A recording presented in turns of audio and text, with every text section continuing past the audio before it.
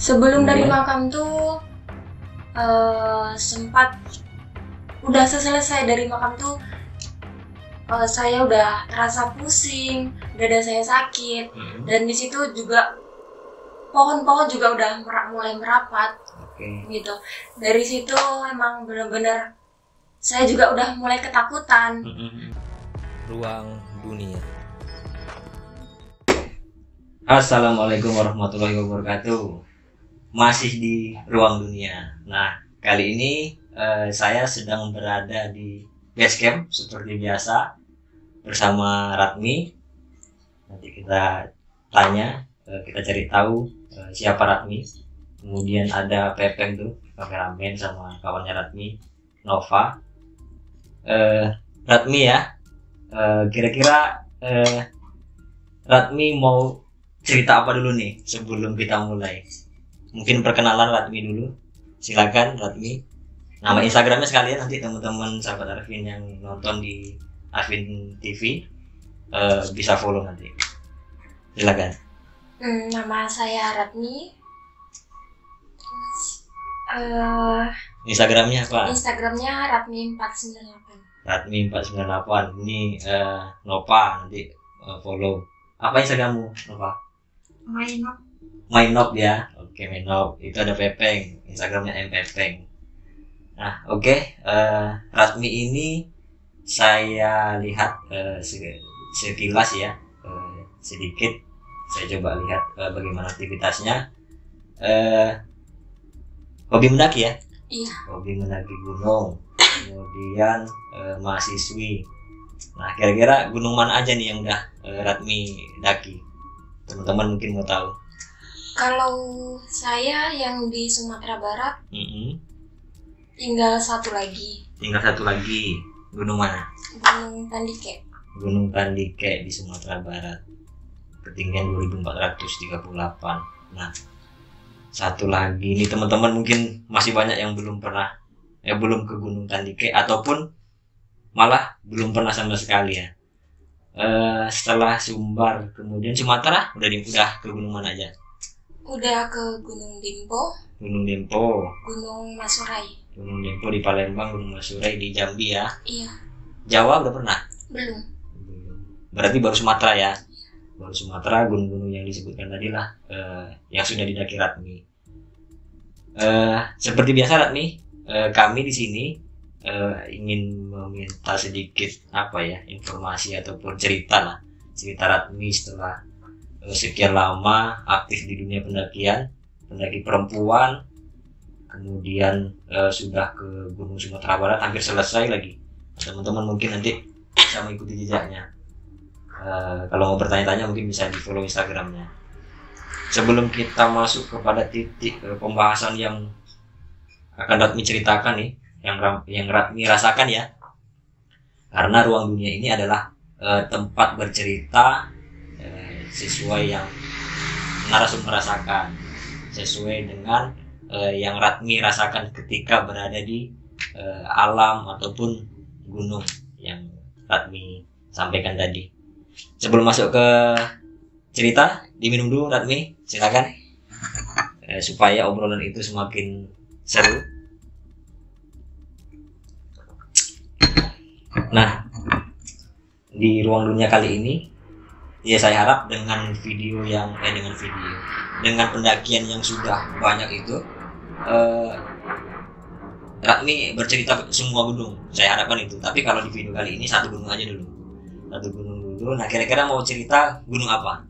Gunung Dempo. Gunung Dempo yang di Palembang ya? Iya. Gunung Dempo yang di Palembang. Oke. Silakan Ratmi, mau mulai dari mana? Kalau bisa sih agak dirunutkan supaya teman-teman juga mengikuti prosesnya kan. Ini kira-kira ceritanya ini cerita mistis atau cerita happy atau cerita yang bagaimana kira-kira? Ada happy-nya juga. Ada happy-nya. Ya, ada mistisnya juga. Ada mistisnya juga. Mungkin supaya lebih asik ya mendengarnya teman-teman Arvin TV. Mulai dari cerita yang happy mungkin. Nanti cerita yang happy, kemudian cerita, ya itu dia cerita mistis. Silakan. Kemarin saya dari Pekanbaru ada 3 orang. Oke. Saya cewek sendiri, Heeh. yang 2 cowok. Oke. Sampai sana kami ada perkenalan juga dari teman. Dan di sana juga kami nginap di sana. Selesai dari situ paginya kami packing, registrasi, semua. Langsung kami nggak lama berangkat dari situ.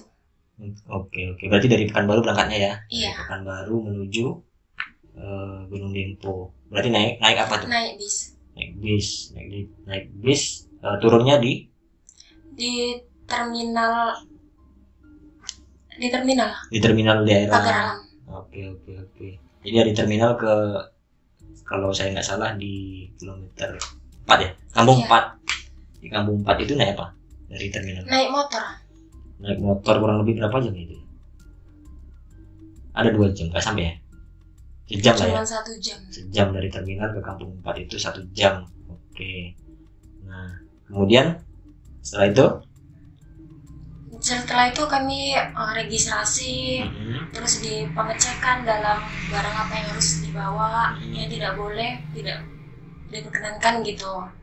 Oh, yang nggak boleh dibawa, iya. Disortir gitu ya? Iya. Seperti biasa di gunung-gunung lain. Bagus juga sih Gunung Dempo menerapkan proses seperti itu. Barang yang tidak perlu silakan ditinggalkan ya. Seperti tisu basah, kemudian plastik-plastik yang kira-kira akan merusak lingkungan disingkirkan dulu. Setelah dari itu kami berangkat cuman 5 orang dari pos. Oh, berarti dari sini 4 orang sampai di sana. Dari sini 3 orang. Oh, dari sini 3 orang, dari sana 2 orang. 2 orang. Yang 2 orang ini cewek cowok? Cowok. Oh, cowok. Wah, luar biasa. Berempat cewek cowok, 1 orang cewek. Oke, tapi nggak apa-apa sih, sampai hari ini dia masih ada di sini, masih selamat.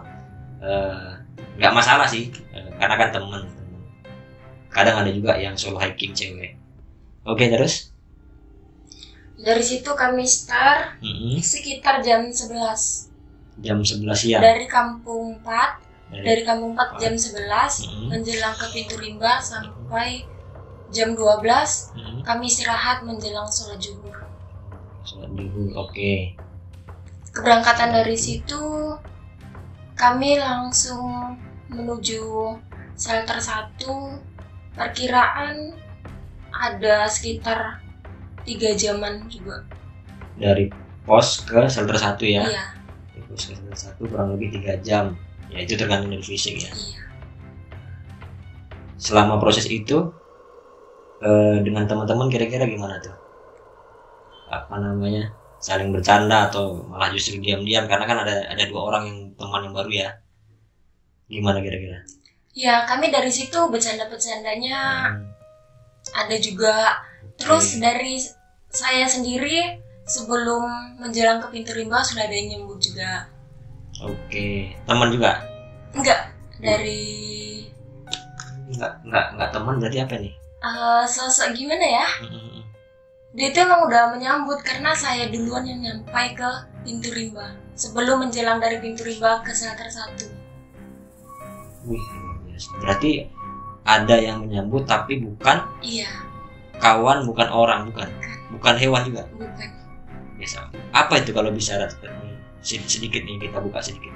Sosok Kunti. Luar biasa. Oke, nanti kita bahas. Setelah itu kami ya break dulu untuk menjelang sholat zuhur. Terus nggak lama selesai sholat zuhur kami berangkat lagi. Cuman dari dia tuh ngikutin terus? Iya. Nah, nggak apa-apa, nanti kita bahas. Setelah mengikuti itu sampailah ke shelter 1. Kami istirahat, makan. Ya, sholat juga. Oke. Nah, ngecampnya di mana ngecampnya? Ngecampnya kami langsung ke pelataran. Oke. Kalau saya nggak salah itu kan Gunung Dempo itu puncaknya dulu baru pelataran ya. Iya. Baru nanti ada lagi puncaknya yang nampak apa namanya, telaga kawah ya. Iya. Nampak kawah yang kadang kalau cuacanya bagus biru, kadang coklat gitu ya. Oke. Sampai ke pelataran. kembali lagi nih sudah sampai pelataran, kemudian bermalam gitu ya. Bermalamnya langsung kita ngecamp di pelatarannya itu. Oh, bermalam di pelataran itu. Baru setelah bermalam 1 malam, besok paginya atau malam summit? Kami 2 malam di pelataran. 2 malam di pelataran. Oke. Pelataran itu seperti apa tuh? Seperti Gunung Talang ya? Iya. Luas, cukup luas. Gitu. Mungkin bisa 2 kali lipat pelataran area camp Gunung Talang. Bermalam 2 malam, kemudian baru turun gitu ya?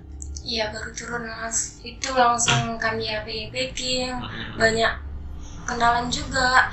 Cuman dari tempat kami tuh yang ini cuman cewek ada beberapa doang. Cuman ada 3. Dari sebanyak yang ngecamp cuman 3 yang cewek. 3 cewek, sementara ada mungkin ramai. Lebih dari 10 ya? Iya. Lebih dari 10 cewek, cowok-cowok. Oke. Itu rata-rata dari mana tuh?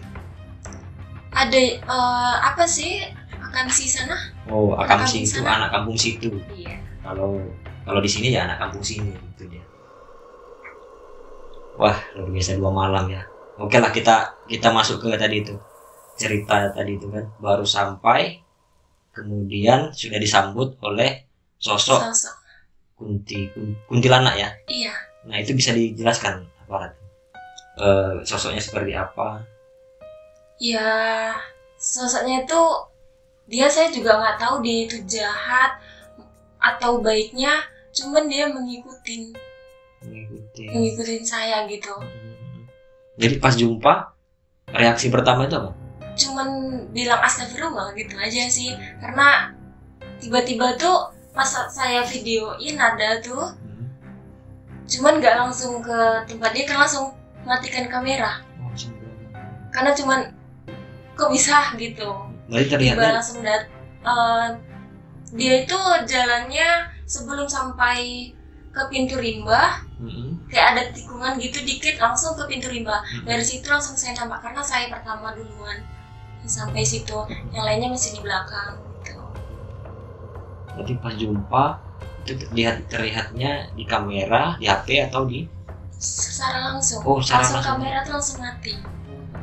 Iya. Jumpa nih kan, kemudian tadi diikuti kata iya. Diikuti sampai mana tuh? Sampai atas. Jadi selama pendakian ya dia ngikut. Iya. Taunya ngikut itu dari mana? Dia ada di samping. Oh, dia di samping? Iya. Di sampingnya siapa? Tuh samping saya, dan saya kan bawa carrier dari sini, dari Pekanbaru. Cuman pas tiba di sana, temen perkenalan saya tuh yang dari Pagar Alam, dia yang bawa carrier saya. Jadi saya tuh cuman bawa daypack tempat abang itu. Nah dari situ daypack itu cuman isinya sendal kami berlima aja. Oke. Bukannya berat kan gitu, tapi terasa berat karena banget, tadi karena itu dia mengikuti. Iya. Berarti selama dia mengikuti, Ratmi menoleh gitu ya, melihat samping kanan gitu nggak? Enggak juga. Kenapa gitu? Tetap fokus ke jalan juga, karena semakin kita liatin semakin dia tahu gitu. Lebih baik kita tetap fokus supaya dia nggak tahu bahwasannya kita tahu ada dia. Wih, luar biasa. Jadi sosoknya kalau bisa digambarkan, maksudnya diberikan contoh itu kira-kira bagaimana sosoknya itu? Ya sosok seperti biasanya, cuman matanya cuma 1. Rambutnya? Ada rambutnya? Ada. Mungkin nampak itu karena apa? Putihnya atau apa? Iya. Putih ya. Nanti teman-teman yang tahu coba di kolom komentar tuh, atau menurut Ratmi itu kuntilanak, tapi ada mungkin teman-teman sosoknya putih, rambutnya panjang, matanya 1 ya. Pastinya gantung gitu ya. Iya. Oke, kalau dia napak juga berarti bukan kan gitu. Setelah mengikuti. Tapi ngomong-ngomong kok Ratmi kok bisa tahu? Kalau kok bisa melihat ini, kenapa? Ada basic atau gimana ya? Ada keturunan kah atau apa? Dari umur 5 tahun Ya 5 tahun sudah bisa, sudah bisa. bukan dibuka ya. Bukan. Kalau saya dapat informasi itu kan ada yang bisa dibuka mata batinnya gitu kan. Enggak. Emang udah dari dulu tuh emang udah pernah kayak gitu, pernah kejadian, pernah nampak sempat dia bilang sama orang tua gini-gini kenapa. Ya orang tua juga nggak tahu kan gitu, cuma dilihat kan katanya dia bisa gitu. Jadi semenjak dari situ setiap ke alam ya kalau udah anak itu udah biasa aja gitu. Cuman ya takut, ya mau gimana lagi kan gitu. Jadi selama pendakian itu kan Ratmi melihat tuh diikuti. Iya. Nah teman-teman yang lain tahu? Enggak. Oh enggak ya. Kenapa gitu? Mereka nggak bisa ngelihat ya? Enggak. Ratmi nggak kasih tahu. Enggak. Lagian kalau dalam alam ini kan nggak mesti kita harus buka. Oke. Iya sih, memang kalau kita melihat sesuatu ya tentu kita juga hidup itu bukan cuma manusia ya, makhluk yang diciptakan Tuhan itu bukan cuma manusia, ada ya itu tadi salah satunya makhluk halus tadi itu kan. Kalau kita ceritakan justru akan menambah beban bagi teman-teman yang lain. Kemudian diikutin sampai di pelataran. Iya. Nah di pelataran itu gimana tuh? Masih ada di situ kah atau sudah hilang? Iya, dia masih stay di situ Masih stay di situ selama sampai turun. luar biasa. Berarti di tenda itu nggak masuk tenda juga dia? Nggak menampakkan di tenda? Dia duduk di dalam tenda di tempat pembukaan itu, pintunya. Dia nunggu di situ? Dia duduk di situ. Duduk di kaki. Di situ. Jadi kan gini, biasanya itu ada orang yang ketika diperlihatkan itu dia takut. Iya. Nah Ratmi sendiri waktu itu? Cuman pas jam subuh itu HP saya ada kayak subuh itu pasti ada azannya. Dan itu pas dimatikan, dan saya dimatikan tuh kayak ada yang buka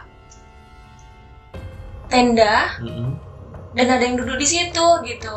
Cuman yang padahal kami dalam tenda tuh nggak ada yang keluar, tapi dia-nya ada duduk di situ. Jadi pas tahu itu Ratmi apa responnya? Ya cuman nanya, ada emang sih dalam satu tenda tuh ya rame-rame kan gitu.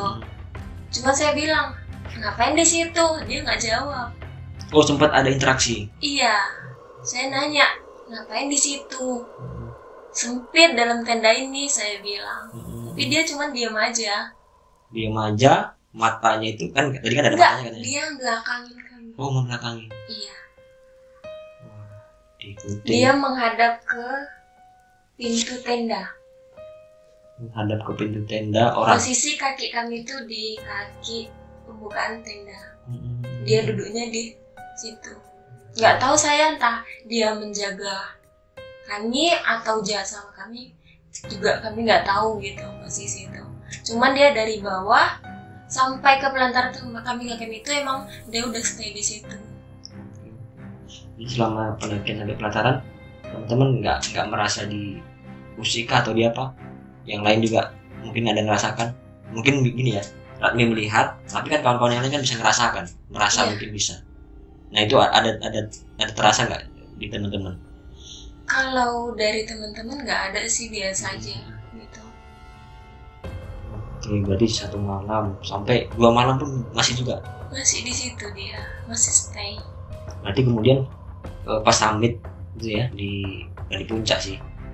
Ada 2 puncak sebenarnya, ada 2 puncak yang tertinggi yang tadi ya sebelum kata. Nah yang satu lagi itu yang kelihatan kawah itu ya. Kawahnya dia yang kelihatan kawahnya itu di puncak, sebelum puncak itu top dempunya. Top dempunya. Jadi pas ke top dempu itu kan, ke puncak yang ada nampak kawahnya itu masih ikut. Masih. Pas masih ikut itu teman-teman masih belum ada yang tahu ya? Belum ada yang tahu. Dan nggak tahu dia. Enggak ada. Cuma Ratmi yang nampak. Iya. Berarti pas di atas itu dia ngapain tuh? ngikutin lagi. Iya, tetap ngikutin aja. Gak ada ngapa-ngapain. Cuman pas saya ada ngomong salah, dia pegang kaki saya sempat jatuh di situ. Oke. Padahal secara logikanya itu dua alam yang berbeda. Oke. Berarti karena bisa melihat itulah, maka mungkin dia sempat melihat Ratmi ada yang salah mungkin ya, ada yang salah sehingga si makhluk itu agak sedikit mengganggu ya. Iya, betul. Ya, jadi setelah dari Plataran kemudian ke puncak yang ada kawahnya itu berfoto-foto, kemudian Ratmi turun ya. Iya. Tapi kalau nggak salah aku lihat itu ada foto yang kalian naik itu kan, kawahnya itu nggak seperti yang saya naik. Kawah kalau kami itu biru, kalau Ratmi dan Yoga itu saya lihat storynya Yoga juga. Nanti Yoga kita undang kesini juga. Fotonya itu kurang lebih kawahnya Kayak seperti telur asin warnanya. iya. Nah kalau menurut orang sana, kalau kawahnya seperti telur asin itu berarti ada yang tidak baik-baik aja, kurang lebih begitu. Tapi itu mitos dari entah fakta, tapi yang jelas itulah yang terjadi. Kalau mitos tentu warnanya itu tidak sesuai dengan cerita yang Ratmi katakan tadi, kan sedang tidak baik-baik aja kan gitu. Nah setelah itu turun. Dan kemarin sempat kami tuh malam di trek. Oh berarti Sebelum malam sampai maksudnya? Plataran kami maghrib itu udah di sampai shelter 2. Oke. Baru sampai Oh ini shelter kembali 2. lagi ya? Iya. Kembali lagi berarti sebelum Ratmi sampai Plataran nih. Iya. Maghrib di shelter 2. Oh malam ya. Itu ada sesuatu nggak? Dari situ ada. Ada apa tuh? Dia tetap sosok itu, dia tetap ngikutin. Selesai kami maghrib itu, selesai saya sholat, berangkat kami dari situ.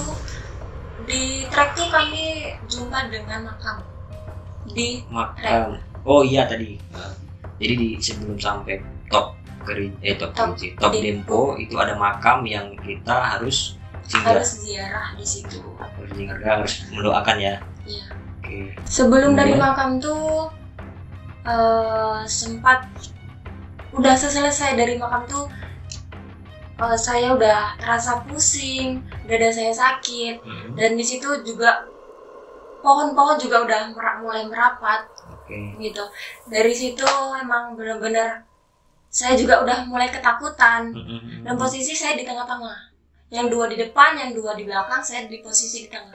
Dan saya di situ mau duluan manggil, udah jauh banget, posisi mau nunggu yang di belakang masih jauh. Jadi posisi saya cuma diem aja di situ, dan ada sosok mata tuh bener-bener dia mencekrem saya. Apa tuh Iya. sosoknya?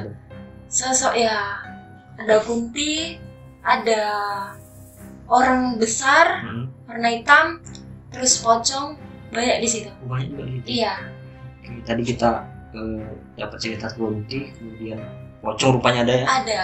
Kemudian ada sosok yang besar gitu. Iya, warna hitam.